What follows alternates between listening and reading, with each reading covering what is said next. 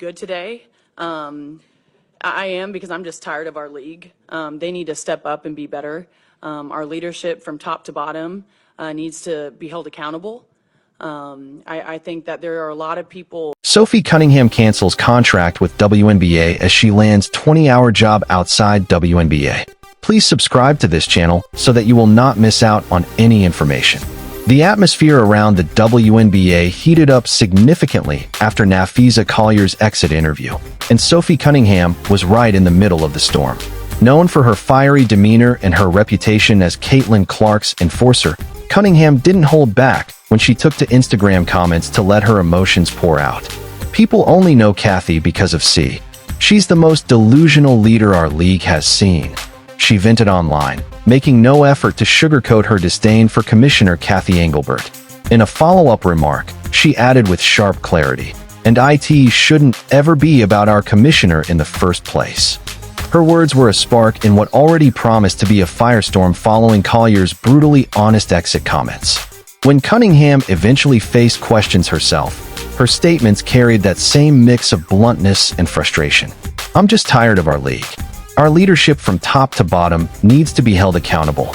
I think there are a lot of people in positions of power in the WNBA who they might be really great business people, but they don't know anything about basketball," she admitted, her voice both tired and defiant. Her criticisms captured plenty of attention, but they weren't the only notable points she made. Beyond her frustration with the WNBA's leadership, Cunningham's reflections on her time with the Indiana Fever revealed a heartfelt and loyal side that stood in stark contrast to her criticisms of league governance. "I have loved being here, and I don't think that's news to anybody. Just being back in the Midwest and being around girls who you truly do love, it's special. I've been in the league for 7 years, and I've never been a part of a team like this.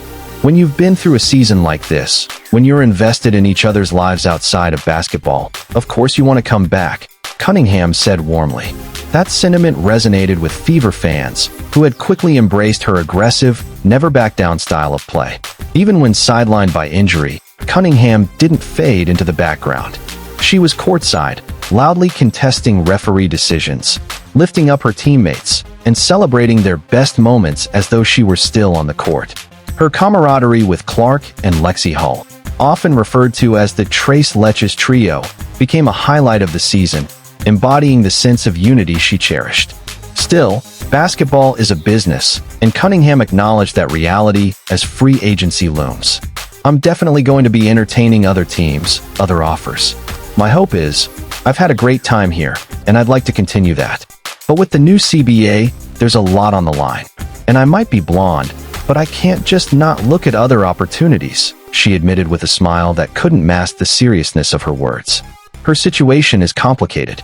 Cunningham joined the Fever through a trade after signing a 1-year extension with the Phoenix Mercury for the 2025 season valued at $100,000.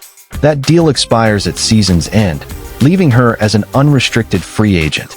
The new collective bargaining agreement, CBA, casts even more uncertainty over what her next contract could look like, both in Indiana and across the league. Although Cunningham became a fan favorite, the Fever front office has tough choices to make. Statistically, her 2025 season had bright moments, but was marred by injuries and inconsistency. She appeared in 30 games, starting 13, and averaged 8.6 points with 3.5 rebounds. Yet she also hit personal bests in shooting, knocking down 43.2% of her three-pointers and converting 46.9% overall from the field, an efficiency leap that cannot be ignored. Even so, questions remain about whether her production justifies a renewed investment when the Fever weigh cost against impact. Indiana significantly upgraded its roster in 2025, and the CBA could push the organization in one of two directions. Either reset the roster with bold moves, or double down on maintaining a consistent, loyal core.